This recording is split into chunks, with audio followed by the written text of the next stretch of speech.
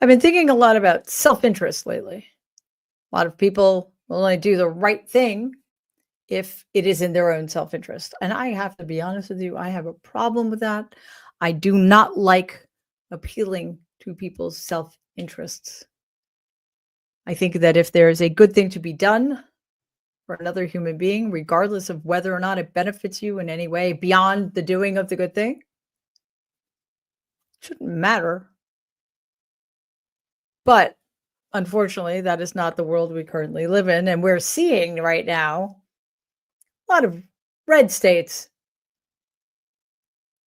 understanding that what they thought was going to be in their own self-interest, regardless of how many other people were negatively impacted, might have been a miscalculation. They are horrified to find out that Donald Trump and the Trump regime care as little for them, the supporters, the sycophants, the people who continue to perpetuate the horrors of, underfunding vital social programs or failing to combat, let alone acknowledge the existence of climate change, racism, misogyny, Islamophobia, anti-immigrant hatred, on and on and on. Yeah, that the Trump regime, Donald Trump, hold them in as much disdain as the rest of us who actually want this country to be a good place for everybody. But there are people on our side too, or people in the middle, or people who are undecided, who also need to have their self-interest appealed to as well. So, to them, I would say, doesn't always work out that way, does it? So maybe if all of us decided together for once to do the right thing for the greater good, we might actually get somewhere in this country. Let's dive in.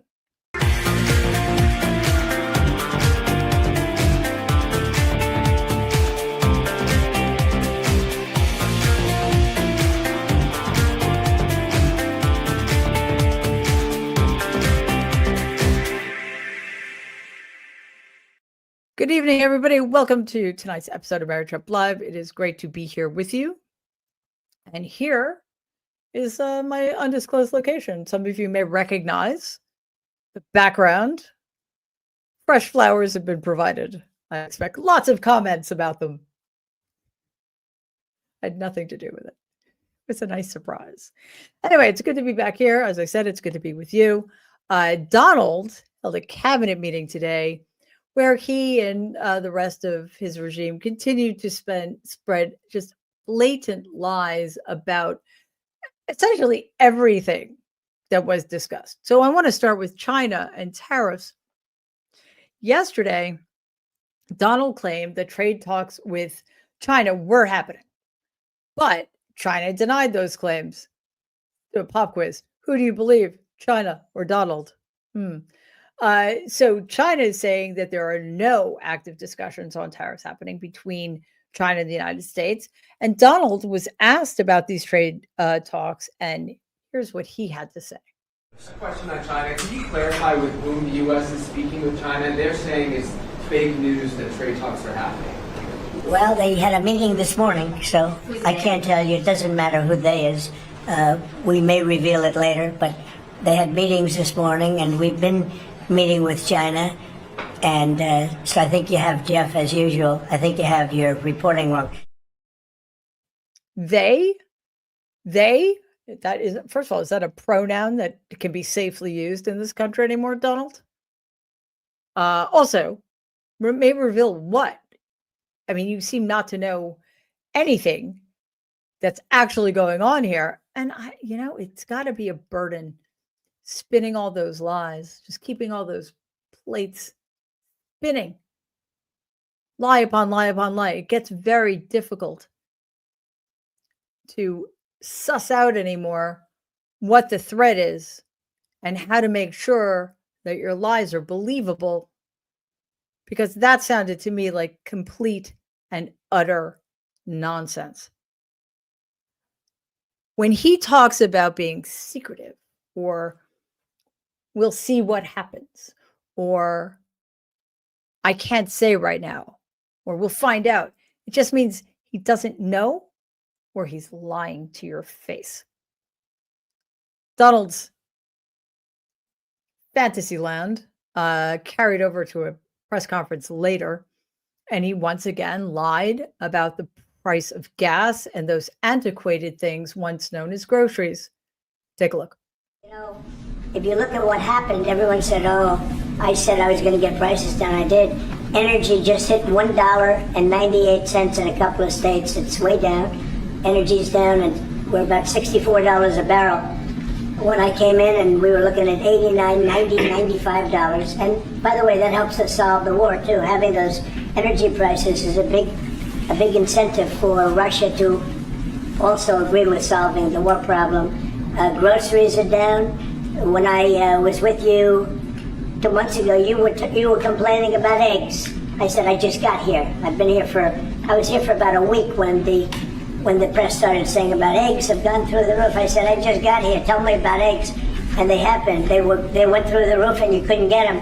So we just had a big Easter egg hunt at the White House. Thousands and thousands of eggs, and the price was down 87%. So we did a great job.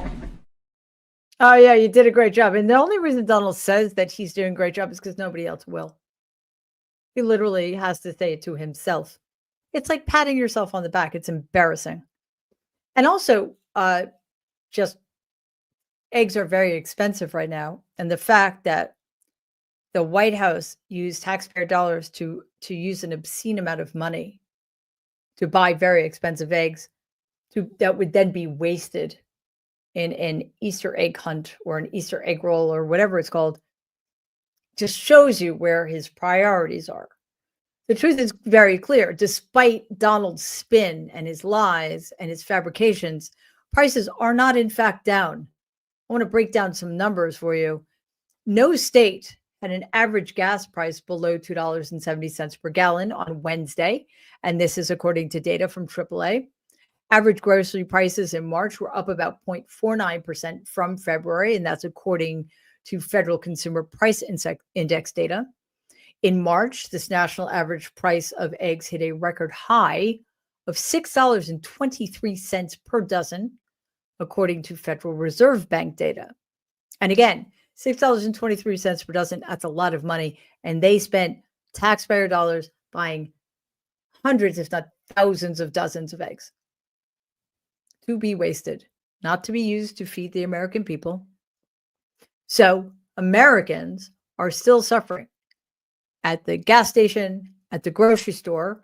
The question is, will enough of them recognize this? Will enough of them believe, if not their lying eyes, then at least the emptiness of their bank accounts? Because these are verifiable data, right?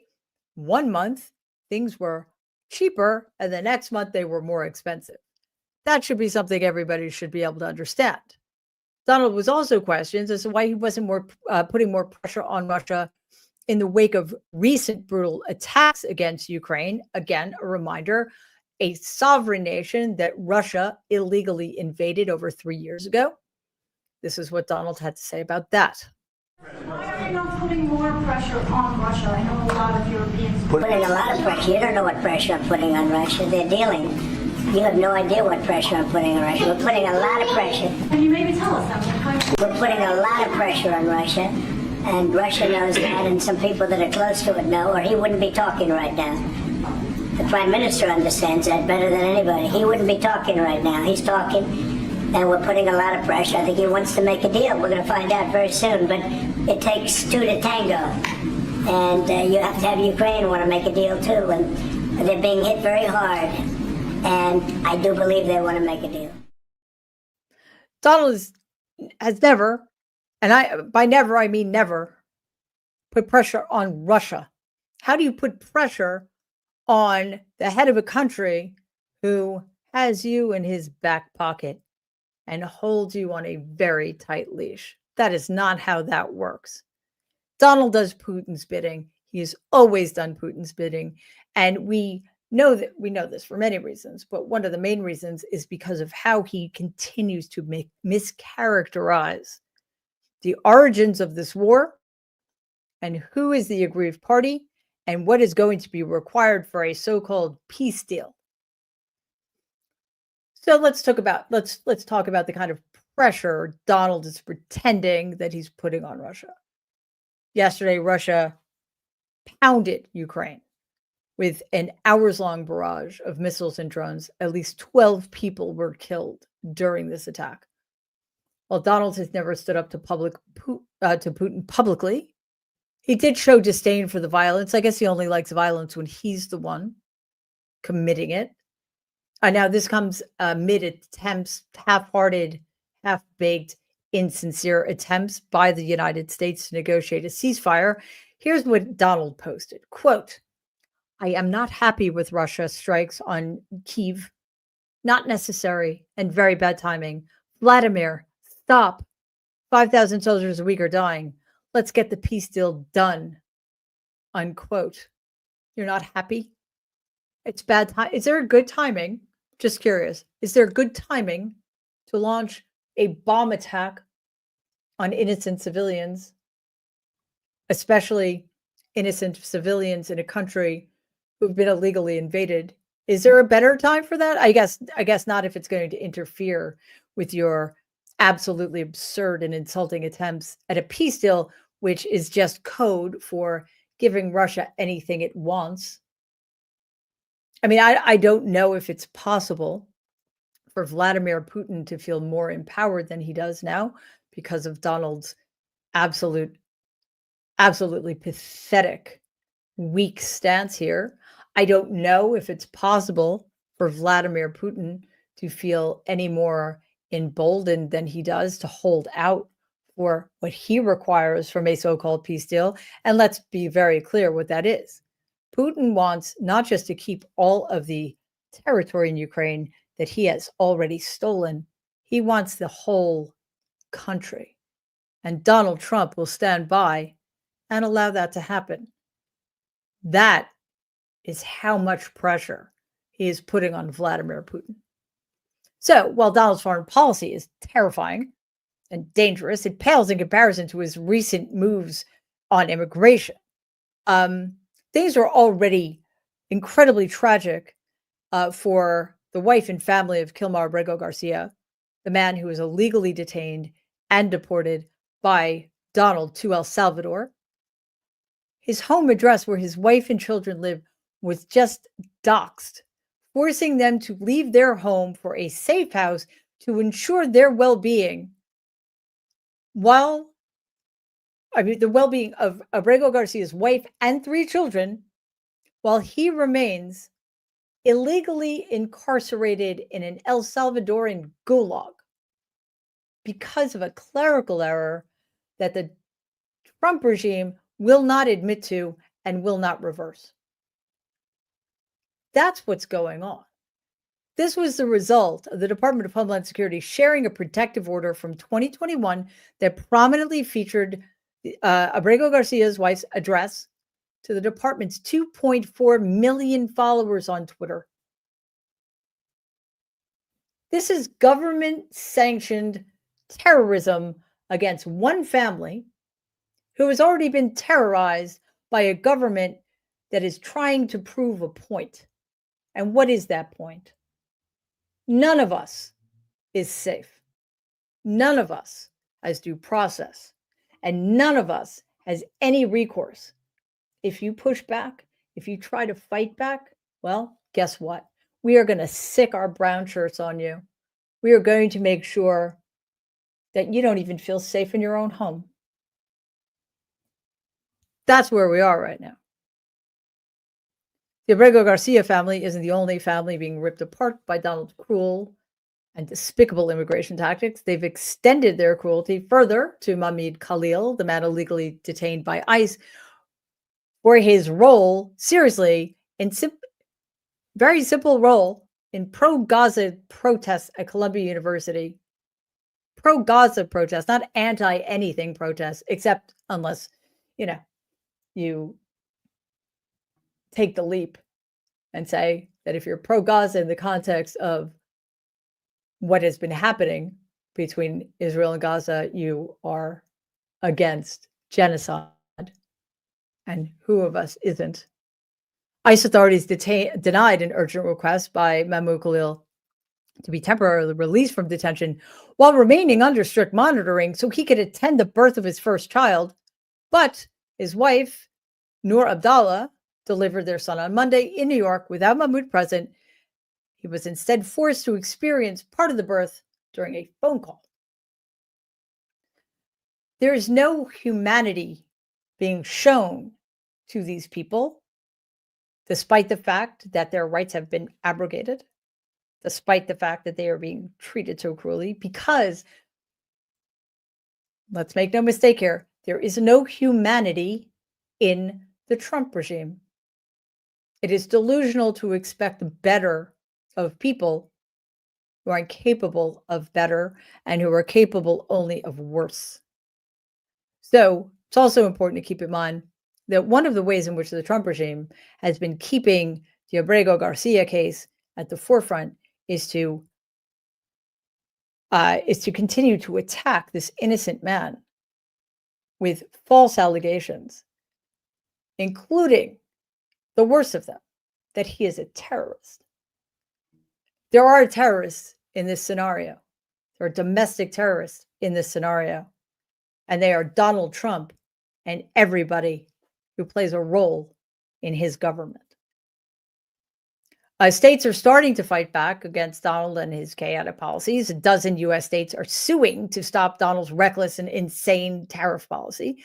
12 states have begun suing the Trump regime in the United States Court of International Trade, challenging the legality of Donald's absolutely disastrous, unilateral, unprovoked trade war and the imposition of tariffs that are mind-boggling.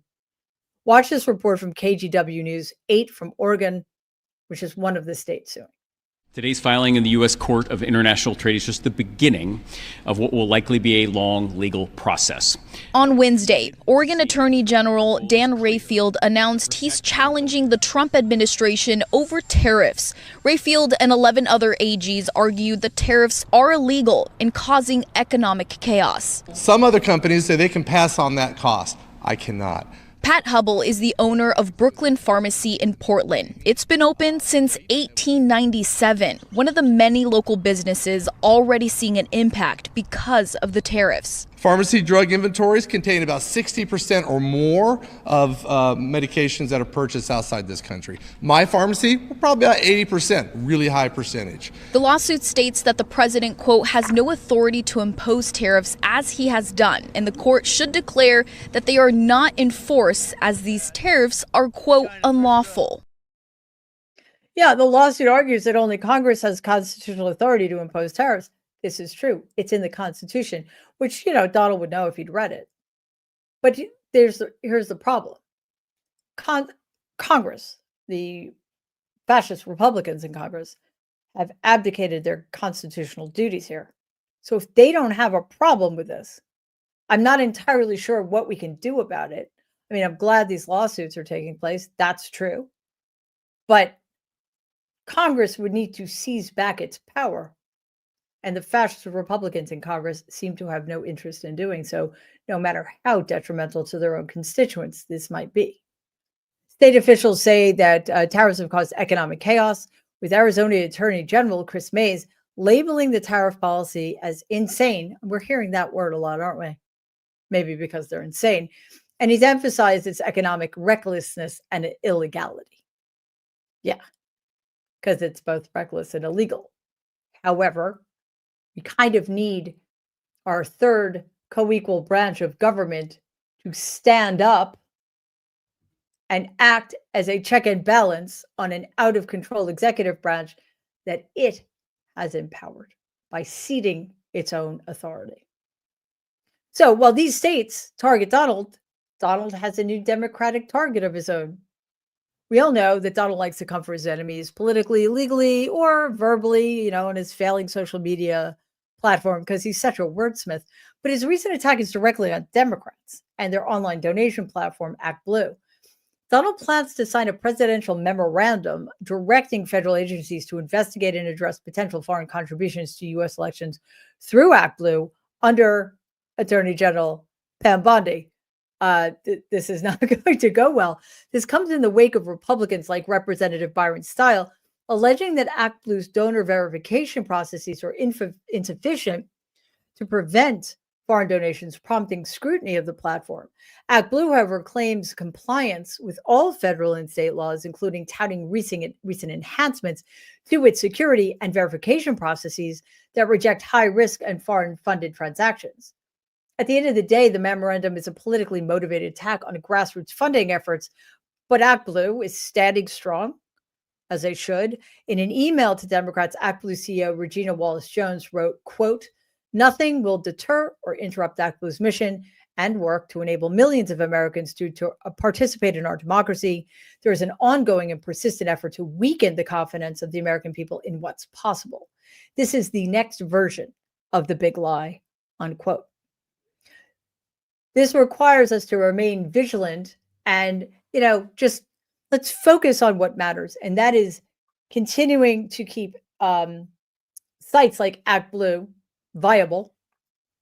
Let's overlook the gaping hypocrisy here that it's Republicans who use dark money. It's Republicans who've gamed the system in their favor. It is Republicans who continue to steal elections through foreign interference. It is Republicans who benefited so enormously by that egregious John Roberts-led Supreme Court decision, Citizens United. So let's keep doing what we do best. Raise money through grassroots efforts for the candidates we need in place in order to combat all of the, insanity and recklessness we currently face. All right, it is time. It is time. Not saying we need it more today than usual. Maybe a little. I'm tired.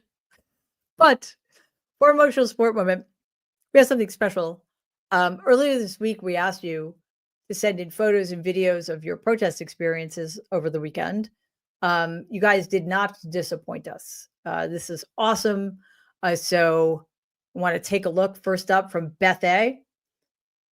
We have this awesome protest sign. "Due process for me, but not for thee." And the king who thinks he is above the law. Here's a sign from Brandon out of Amarillo, Texas. "So bad, even introverts are here." I want that. I want that t-shirt. I want that sign. That's me. Yes, it's painful. It is a painful time to be an introvert, but it's very motivating. All right, then we have this photo from Phoebe in Troy, Michigan. Yeah, well, I'm not supposed to be swearing, but I'm quoting, so it doesn't count if it's in quotes. "Elect a rapist, expect to be fucked," unquote. Yep, very true. And these next two are from Carolyn W. "Hands off our parks. We love you, National Park Service." Yes, we do. And then the next one. Oh, I'm also 6'3" and 239 pounds. And just so in case you were wondering, that's a child who I'm going out on a limb. I'm pretty sure she's shorter and weighs less than that. I think that was a reference to the fact that Donald lies about his height and weight. Again, going out on a limb. Okay, from viewer Jetty Mickey from Austin, Texas. "We shall not be moved." Black and brown, here we go. "Black, brown, white together, we shall not be moved. Black, brown, white together, we shall not be moved, just like a tree." Awesome. And that's Texas. So everybody, we really appreciate mostly that you went out and joined the protest, but also, of course, for your great pictures. I apologize for keeping it so short today, but I have something I need to go do. That is actually it's a good thing. It's a democratic thing. So I'll let you know. I will let you know how it goes. I think it's going to be very interesting. So I will have a full report and maybe even video, which would be nice. So also I want to let you know, programming note, there will not be a Mary Trump Live tomorrow because I have another thing I need to do, which I will also tell you about. So thank you for joining us tonight. Thank you for being here this week, and have an amazing weekend. I will be back with you on Sunday at 6 p.m. Eastern. Also, don't forget, we have videos dropping every day. Please check them out, like them, share them, subscribe to our channel. And of course, to all of our super stickers, everybody giving us gifts. We appreciate you guys so much. To our moderators, to everybody commenting, everybody live streaming. We so appreciate all of you. And of course, to my amazing team for doing a phenomenal job this week. It was a tough week. I've been traveling. It's been a little crazy. And as always, they've kept it together, even when I don't. So that's it. I will see you Sunday. In the meantime, everybody, please stay safe and be kind.